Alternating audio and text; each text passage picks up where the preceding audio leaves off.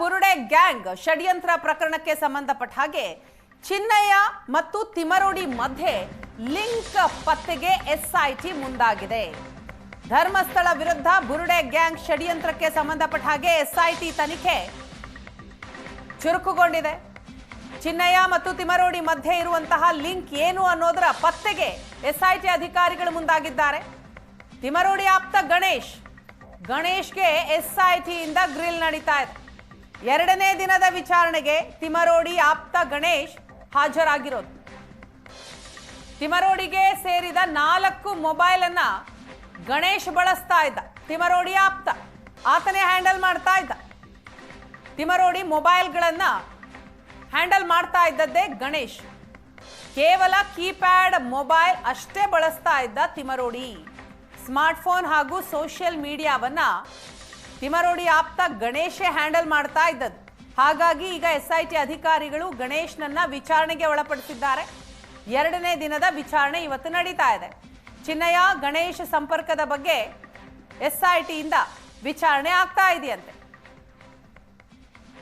ಹೇಗ್ ಪರಿಚಯ, ಯಾವಾಗ ಬಂದಿದ್ದ ಅನ್ನೋದರ ಬಗ್ಗೆ ಪ್ರಶ್ನೆಗಳನ್ನ ಕೇಳ್ತಾ ಇದ್ದಾರೆ ಎಸ್ಐಟಿ ಅಧಿಕಾರಿಗಳು. ತಿಮರೋಡಿ ಹಾಗೂ ಚಿನ್ನಯ್ಯನ ನಂಟಿನ ಬಗ್ಗೆ ಎಸ್ಐಟಿ ಅಧಿಕಾರಿಗಳು ಮಾಹಿತಿಯನ್ನ ಕಲೆ ಹಾಕ್ತಾ ಇದ್ದಾರೆ ತಿಮರೋಡಿ ಆಪ್ತ ಗಣೇಶ್ನಿಂದ. ಇವತ್ತು ಎರಡನೇ ದಿನದ ವಿಚಾರಣೆಗೆ ಗಣೇಶ್ ಹಾಜರಾಗಿದ್ದ.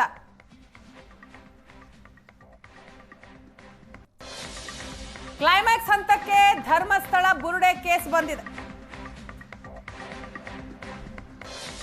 ಇವತ್ತು ಕೋರ್ಟ್ನಲ್ಲಿ ಚಿನ್ನಯ್ಯ ತಪ್ಪೊಪ್ಪಿಗೆ ಹೇಳಿಕೆ ನೀಡಲಿದ್ದಾನೆ. ಸ್ವ ಇಚ್ಛಾ ಹೇಳಿಕೆ. ಇವತ್ತು ಮಧ್ಯಾಹ್ನ ಮ್ಯಾಜಿಸ್ಟ್ರೇಟ್ ಎದುರು ಸ್ವ ಇಚ್ಛಾ ಹೇಳಿಕೆಯನ್ನ ನೀಡಲಿರುವ ಚಿನ್ನಯ್ಯ.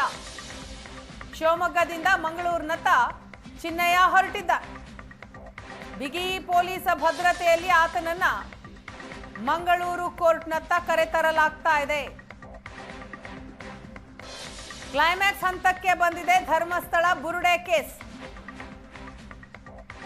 ಶಿವಮೊಗ್ಗದಿಂದ ಮಂಗಳೂರಿನತ್ತ ಚಿನ್ನಯ್ಯನನ್ನ ಕರೆತರಲಾಗ್ತಾ ಇದೆ ಬಿಗಿ ಭದ್ರತೆಯಲ್ಲಿ. ಇವತ್ತು ಮ್ಯಾಜಿಸ್ಟ್ರೇಟ್ನ ಎದುರು ಸ್ವ ಇಚ್ಛಾ ಹೇಳಿಕೆಯನ್ನ ದಾಖಲಿಸಲಿದ್ದಾನೆ ಆರೋಪಿ ಚಿನ್ನಯ್ಯ. ಮತ್ತೊಂದು ಕಡೆ ಚಿನ್ನಯ್ಯ ಜೊತೆಗೆ ತಿಮರೋಡಿ ಇವರಿಬ್ಬರ ನಂಟಿನ ಬಗ್ಗೆ ಎಸ್ಐಟಿ ಅಧಿಕಾರಿಗಳು ವಿಚಾರಣೆಯನ್ನ ಮಾಡ್ತಾ ಇದ್ದಾರೆ. ತಿಮರೋಡಿ ಆಪ್ತ ಗಣೇಶ್ನನ್ನ ವಿಚಾರಣೆಗೆ ಒಳಪಡಿಸಿದ್ದಾರೆ. ಎರಡನೇ ದಿನದ ವಿಚಾರಣೆ ನಡೀತಾ ಇದೆ. ಹೇಗ್ ಪರಿಚಯ, ಆತ ಹೇಗೆ ಬಂದಿದ್ದು, ಯಾವಾಗ ಬಂದಿದ್ದು, ಏನು ಹೇಳ್ಕೊಂಡು ಬಂದ, ಎಲ್ಲದರ ಬಗ್ಗೆ ಇನ್ಫಾರ್ಮೇಶನ್ ಅನ್ನ ತೆಗಿತಾ ಇದ್ದಾರೆ ಎಸ್ಐಟಿ ಅಧಿಕಾರಿಗಳು. ಇದರ ನಡುವೆ ಆರೋಪಿ ಚಿನ್ನಯ್ಯ ಇವತ್ತು ಸ್ವ ಇಚ್ಛಾ ಹೇಳಿಕೆಯನ್ನ ನೀಡಲಿದ್ದಾನೆ. ಹಾಗಾಗಿ ಶಿವಮೊಗ್ಗದಿಂದ ಮಂಗಳೂರಿನತ್ತ ಆತನನ್ನ ಕರೆತರಲಾಗ್ತಾ ಇದೆ. ಇದರ ಜೊತೆಗೆ ಧರ್ಮಸ್ಥಳ ಬುರುಡೆ ಕೇಸ್ಗೆ ಫಂಡಿಂಗ್ ಮಾಡಿದವರಿಗೆ ಸಂಕಷ್ಟ ಕೂಡ ಶುರುವಾಗಿದೆ. ಹಣದ ಮೂಲ, ಇದರ ಬಗ್ಗೆಯೂ ಕೂಡ ಎಸ್ಐಟಿ ಅಧಿಕಾರಿಗಳು ಶೋಧಿಸ್ತಾ ಇದ್ದಾರೆ. ಚಿನ್ನಯ್ಯನಿಗೆ ದುಡ್ಡು ಕೊಟ್ಟ 11 ಮಂದಿಗೆ ಎಸ್ಐಟಿ ನೋಟಿಸ್ ಕೊಟ್ಟಿದೆ.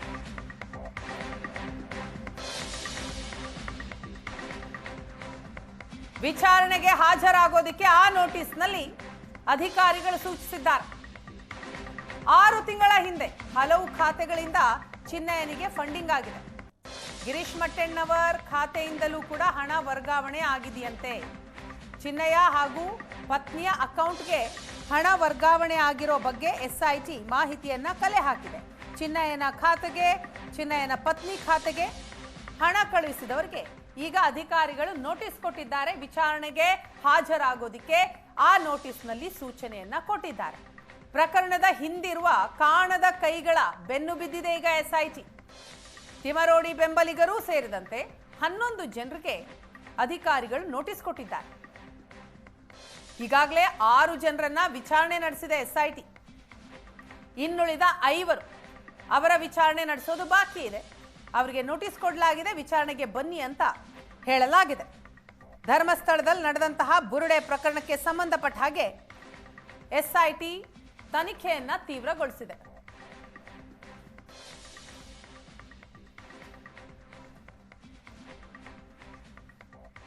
ಎಲ್ಲದರ ಬಗ್ಗೆ ಡೀಟೇಲ್ಸ್ ಕೊಡ್ತಾರೆ ನಮ್ಮ ಪ್ರತಿನಿಧಿ ಭರತ್. ಇದೀಗ ನಮ್ಮ ಜೊತೆ ಸಂಪರ್ಕದಲ್ಲಿದ್ದಾರೆ. ಭರತ, ಧರ್ಮಸ್ಥಳ ಬುರುಡೆ ಕೇಸ್ ಒಂದು ರೀತಿ ಕ್ಲೈಮ್ಯಾಕ್ಸ್ ಹಂತಕ್ಕೆ ಬಂದ ಹಾಗೆ ಕಾಣಿಸ್ತಾ ಇದೆ. ಈಗ ಆಗ್ತಾ ಇರುವಂತಹ ಎಲ್ಲ ಡೆವಲಪ್ಮೆಂಟ್ ಅನ್ನ ನೋಡ್ತಾ ಇದ್ದಂತಹ ಸಂದರ್ಭದಲ್ಲಿ ಒಂದು ಕಡೆ ಚಿನ್ನಯ್ಯನ ಸ್ವ ಇಚ್ಛಾ ಹೇಳಿಕೆ ಇವತ್ತು ದಾಖಲಾಗೋದು, ಎಷ್ಟೊತ್ತಿಗೆ ಆತನನ್ನ ಮಂಗಳೂರಿಗೆ ಕರೆತರಲಾಗುತ್ತೆ, ಇದರ ಜೊತೆಗೆ SIT ಯಾರ್ಯಾರನ್ನ ಈಗ ವಿಚಾರಣೆಗೆ ಒಳಪಡಿಸಿದೆ, ಏನೆಲ್ಲ ಡೀಟೇಲ್ಸ್ ಈಗ ಸದ್ಯಕ್ಕೆ. ವೀಣಾ, ಹೌದು, ಈ ಒಂದು ಪ್ರಕರಣ ಏನಿದೆ ದಿನಕ್ಕೊಂದು ತಿರುವುಗಳನ್ನು ಪಡಿತಾ ಇದೆ. ಅನೇಕ ಆಯಾಮಗಳಲ್ಲಿ SIT ತನ್ನ ತನಿಖೆಯ ಹಂತಗಳನ್ನು ಮುಟ್ಟಿರುವಂತದ್ದು. ಅದರ ಜೊತೆಗೆ ಇವತ್ತೊಂದು ಕಾನೂನಾತ್ಮಕ ಮುದ್ರೆ ನಾವು, ಯಾಕಂದ್ರೆ ಆರಂಭದಿಂದಲೂ ಕೂಡ ಆತ ತಪ್ಪೊಪ್ಪಿಕೊಂಡ, ಆತನಿಗೆ 15 ದಿನ ಕಸ್ಟಡಿ ಆಯ್ತು, ಆನಂತರ 15-20 ದಿನ ಜುಡಿಷಿಯಲ್ ಕಸ್ಟಡಿಗಳಾಯ್ತು. ಆದ್ರೆ ಅಧಿಕೃತವಾಗಿ ಆತನ ಹೇಳಿಕೆಗಳು ಅಂದ್ರೆ BNSS 181 ಅಡಿಯಲ್ಲಿ ಆತ SIT ಮುಂದೆ ಕೊಟ್ಟ ಹೇಳಿಕೆ ಏನಿದೆ ಅದು ಅವರ ವಿಚಾರಣೆ ಹಂತಕ್ಕೆ ಮಾತ್ರ ಸೀಮಿತವಾಗಿರುವಂತದ್ದು. ಆದ್ರೆ ಅದಕ್ಕೆ ಕಾನೂನಾತ್ಮಕ ಮುದ್ರೆ ಸಿಗಬೇಕಾದ್ರೆ BNSS 183 ಅಡಿಯಲ್ಲಿ ಆತ ಮ್ಯಾಜಿಸ್ಟ್ರೇಟ್ ಎದುರು ಒಂದು ಜಡ್ಜ್ ಮುಂದೆ ನಿಂತ ಆತ ತನ್ನ ಹೇಳಿಕೆಯನ್ನು ದಾಖಲಿಸಬೇಕು. ಈಗಾಗಲೇ ಅನೇಕ ಬಾರಿ ಆತ ನ್ಯಾಯಾಲಯದ ಮುಂದೆ ಬಂದಿದ್ದಾನೆ. ಜಡ್ಜ್ ಆತನಿಗೆ ಅನೇಕ ಪ್ರಶ್ನೆಗಳನ್ನು ಇಟ್ಟಿದ್ದಾರೆ ಮತ್ತು ಅದರ ಪರಿಣಾಮಗಳ ಬಗ್ಗೆ ಆತ ವಿವರಿಸಿದ್ದಾನೆ. ಅಂದ್ರೆ ಒಂದು ಹೇಳಿಕೆಯನ್ನು ಕೊಟ್ಟ ನಂತರ ಅದರ ನಂತರ ನಡೆದಂತಹ ಅಷ್ಟು ಪ್ರಕ್ರಿಯೆಗಳು ಬೇಕಾ, ತಾನು ಹೇಳದೆಲ್ಲವೂ ಸುಳ್ಳು ಅಂತ ತಪ್ಪೊಪ್ಪಿಕೊಂಡ್ರೆ ನಿನ್ನ ಮುಂದಿನ ಕಾನೂನಾತ್ಮಕವಾಗಿ ನಿನ್ನ ವಿರುದ್ಧ ಏನು ಕ್ರಮಗಳಾಗಬಹುದು ಅನ್ನುವಂತಹ ಒಂದು ಪರಿಣಾಮಗಳ ಬಗ್ಗೆಯೂ ಕೂಡ ಆತನಿಗೆ ವಿವರಣೆಗಳನ್ನು ಕೊಡಲಾಗಿದೆ. ಅದರ ಜೊತೆಗೆ ಆತನಿಗೆ ಒಂದಷ್ಟು ಸುದೀರ್ಘ ಅವಧಿಗಳನ್ನು ಕೊಟ್ಟಿದ್ದಾರೆ. ಯಾಕಂದ್ರೆ ಆತ ಯಾರ್ದಾದ್ರೂ ಒತ್ತಡಕ್ಕೆ ಬಿದ್ರು ತಪ್ಪೊಪ್ಪಿಗೆಯನ್ನು ಕೊಟ್ಟಿದ್ರೆ ಅಥವಾ ಆತನಿಗೆ ಮನಸ್ಸು ಬದಲಾಯಿಸಿ ಮಾಡಲಿಕ್ಕೆ ಅವಕಾಶಗಳಿದ್ರೆ ಆತನಿಗೆ ಇಷ್ಟು ದಿನಗಳ ಅವಧಿಗಳನ್ನು ಕೊಟ್ಟಾಯ್ತು. ಫೈನಲ್ ಡೇ ಇವತ್ತು ಬಹುತೇಕ 183 BNSS ಅಡಿಯಲ್ಲಿ ಆತ ತನ್ನ ಹೇಳಿಕೆಯನ್ನ ಮಧ್ಯಾಹ್ನ 3 ಗಂಟೆ ಹೊತ್ತಿಗೆ ನ್ಯಾಯಾಲಯಕ್ಕೆ ಆಗಮಿಸುವ ಸಾಧ್ಯತೆ ಇದೆ. 3 ಗಂಟೆಯಿಂದ ಸಂಜೆ 6 ಗಂಟೆ ಒಳಗಡೆ ಆತ ಇನ್ ಕ್ಯಾಮರಾ ಪ್ರೊಸೀಡಿಂಗ್ಸ್ ನಲ್ಲಿ ಜಡ್ಜ್ ಮುಂದೆ ತನ್ನ ಹೇಳಿಕೆಯನ್ನು ದಾಖಲಿಸ್ತಾನೆ. ಈ ಹೇಳಿಕೆ ಬಹಳ ಇಂಪಾರ್ಟೆಂಟ್ ಯಾಕಾಗುತ್ತೆ ಅಂದ್ರೆ ತನಿಖೆಯ ಹಂತಗಳಲ್ಲಿ ಒಂದು ಆತನೇ ತಪ್ಪೊಪ್ಪಿಕೊಂಡು ಆರೋಪಿ ಅಂತ ಏನ್ ಕರೆಸ್ಕೊಳ್ತಾ ಇದ್ದಾನೆ, ಆತನ ಹೇಳಿಕೆ ಆತನಿಗೆ ಬಲವಾದ ಸಾಕ್ಷ್ಯವಾಗಿ ನಿಲ್ಲುವಂತದ್ದು, ಆತನೇ ಕೊಡುವಂತ ಹೇಳಿಕೆ. ಅದ್ರ ಜೊತೆಗೆ ಇಲ್ಲೇನಾದ್ರೂ ಹೊಸದಾಗಿ ಅಂದ್ರೆ SIT ಮುಂದೆ ಆತ ಕೊಟ್ಟ ಹೇಳಿಕೆಗಳಿಗಿಂತ ಸಂಬಂಧಪಟ್ಟಂತೆ ಅದಕ್ಕಿಂತ ಒಂದಷ್ಟು ವೇರಿಯೇಷನ್ಸ್ ಗಳಿದ್ರೆ ಅಥವಾ ಹೊಸದಾಗಿ ಏನಾದ್ರೂ ಹೇಳಿಕೆಗಳನ್ನು ಕೊಟ್ರೆ ಅವುಗಳನ್ನ ಪಡೆದು SIT ಅದರ ತನ್ನ ತನಿಖೆಗೆ ಒಂದಷ್ಟು ವೇಗಗಳನ್ನು ಕೊಡಬಹುದು ಮತ್ತು ಅದಕ್ಕೆ ಸಂಬಂಧಪಟ್ಟಂತ ಭೌತಿಕ ಸಾಕ್ಷ್ಯಗಳನ್ನು ಸಂಗ್ರಹ ಮಾಡಲಿಕ್ಕೂ ಕೂಡ SITಗೆ ಅವಕಾಶಗಳಿರುವಂತದ್ದು. ಆದರೆ ಆತ SIT ಮುಂದೆ ಕೊಟ್ಟಿರುವಂತ ತಪ್ಪೊಪ್ಪಿಗೆ ಹೇಳಿಕೆಯನ್ನೇ ಇಲ್ಲಿ ಕೊಡ್ತಾನ ಅಥವಾ ಹೇಳಿಕೆಯನ್ನ ಬದಲಾಯಿಸ್ತಾನ ಅಥವಾ ತದ್ವಿರುದ್ಧವಾಗಿ ಬೇರೆ ಏನಾದ್ರೂ ಹೇಳಿಕೆಗಳನ್ನು ಕೊಡ್ತಾನ ಅನ್ನುವಂಥದ್ದು ಈಗಿರುವಂತಹ ಅಚ್ಚರಿ. ಆದ್ರೆ ಬಹುತೇಕ ಆತ ತನ್ನ ಹೇಳಿಕೆಗಳನ್ನ ಬದಲಾಯಿಸುವಂತ ಯಾವುದೇ ರೀತಿಯಾದಂತಹ ಲಕ್ಷಣಗಳು ಕಾಣ್ತಾ ಇಲ್ಲ. ಯಾಕಂದ್ರೆ ಆತ ಶಿವಮೊಗ್ಗ ಜೈಲಿನಲ್ಲಿದ್ದ, ಆತನನ್ನ ಯಾರೂ ಕೂಡ ಕಾಂಟ್ಯಾಕ್ಟ್ ಮಾಡದ ರೀತಿ ಕಾಂಟ್ಯಾಕ್ಟ್ ಆಗಿಲ್ಲ ಅನ್ನುವಂತ ಮಾಹಿತಿ. ಹಾಗಾಗಿ ಆತನ ಮನಸ್ಸಿನಲ್ಲಿ ಏನು ಬರ್ತಾ ಇದೆ,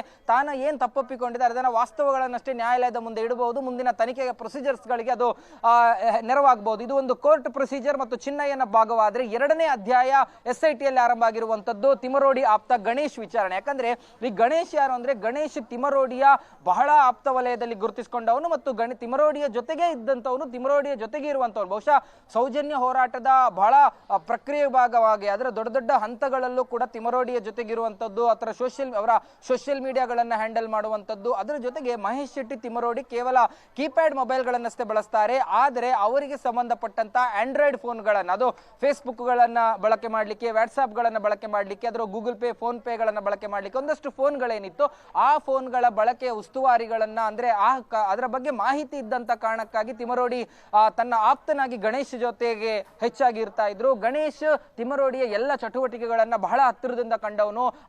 ಅವರ ಆಕ್ಟಿವಿಟೀಸ್ ಗಳನ್ನ, ಅವ್ರು ಎಲ್ಲಿಗೆ ಹೋಗ್ತಾರೆ ಬರ್ತಾರೆ ಮತ್ತು ಅವರ ಮನೆಗೆ ಯಾರೆಲ್ಲ ಬರ್ತಾರೆ ಹೋಗ್ತಾರೆ ಅನ್ನುವಂಥದ್ರ ಅಷ್ಟು ಮಾಹಿತಿಗಳಿದೆ. ಹೀಗಾಗಿ SIT ಚಿನ್ನಯ್ಯ ಮತ್ತು ಮಹೇಶ್ ಶೆಟ್ಟಿ ತಿಮರೋಡಿಯ ಲಿಂಕ್ ಪತ್ತೆ ಹಚ್ಚಲಿಕ್ಕೋಸ್ಕರ ಈಗ ಗಣೇಶ್ ಶೆಟ್ಟಿ ಏನಿದ್ದಾರೆ ಆತನ ವಿಚಾರಣೆಯನ್ನು ನಡೆಸ್ತಾ ಇರುವಂತದ್ದು. ಪ್ರಮುಖವಾಗಿ ಚಿನ್ನಯ್ಯ ಯಾವಾಗ ಮನೆಗೆ ಬಂದ, ಚಿನ್ನಯ್ಯ ಈ ಒಂದು ಮನೆಗೆ ಯಾವಾಗ ಎಂಟ್ರಿ ಆದ, ಆತನಾಗಿಯೇ ಬಂದನ, ಆತನ ಜೊತೆಗೆ ಯಾರಾದ್ರೂ ಇದ್ರ, ಹೀಗೆ 10 ಹಲವು ಪ್ರಶ್ನೆಗಳನ್ನ ಕೇಳ್ತಾ ಇರುವಂತದ್ದು. ಅದರ ಜೊತೆಗೆ ಚಿನ್ನಯ್ಯನ ಗೂಗಲ್ ಮತ್ತು ಫೋನ್ ಪೇ ಅಕೌಂಟ್ಗಳಿಗೆ ಈ ಒಂದು ಆಂಡ್ರಾಯ್ಡ್ ಫೋನ್ಗಳಿಂದಲೂ ಕೂಡ ಒಂದಷ್ಟು ಹಣವನ್ನ ವರ್ಗಾವಣೆ ಮಾಡಲಾಗಿದೆ. ಹಾಗಾಗಿ ಆ ಹಣದ ಮೂಲ ಗಣೇಶ್ ಶೆಟ್ಟಿಯ ಅಥವಾ ಗಣೇಶ್ ಶೆಟ್ಟಿ ತಿಮರೋಡಿ ಸೂಚನೆಯಂತೆ ಹಣವನ್ನ ಹಾಕಿರುವಂತದ್ದು ಮತ್ತು ಅದರ ಬ್ಯಾಂಕ್ ಖಾತೆಗಳ ಲಿಂಕ್ಡ್ ಬ್ಯಾಂಕ್ ಖಾತೆಗಳೇನಿದೆ ಅವುಗಳ ಮಾಹಿತಿಗಳನ್ನ ಸಂಗ್ರಹ ಮಾಡುವಂತದ್ದು. ಒಟ್ಟು ತಿಮರೋಡಿ ಮತ್ತು ಚಿನ್ನಯ್ಯನ ಮಾಹಿತಿ ಪತ್ತೆಗಾಗಿ ಆತನ ಆಪ್ತರಾಗಿರ್ತಕ್ಕಂಥ ಗಣೇಶ್ ಶೆಟ್ಟಿಯನ್ನ ವಿಚಾರಣೆಗೆ ಒಳಪಡಿಸಿರುವಂತದ್ದು. Thank you Bharat.